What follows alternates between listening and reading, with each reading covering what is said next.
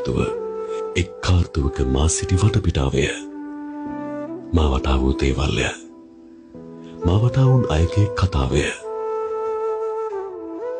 දැන් ඔවුන් මෙහි නැත කාලය ඔවුන් ගම්බින් බලා රැගෙන ගොස් ඇත එබැවින් මම ඔවුන්ව මවා ගනිමි ඔවුන්ට සිනාසෙමි අතවනමි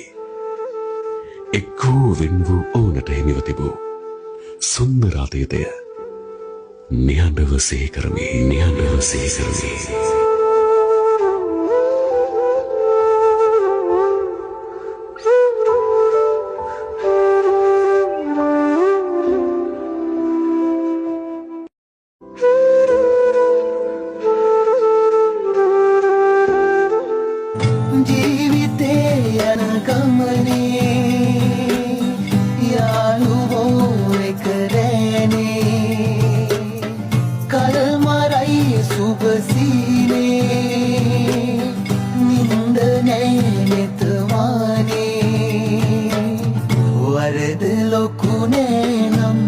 කුමට දඬුවම්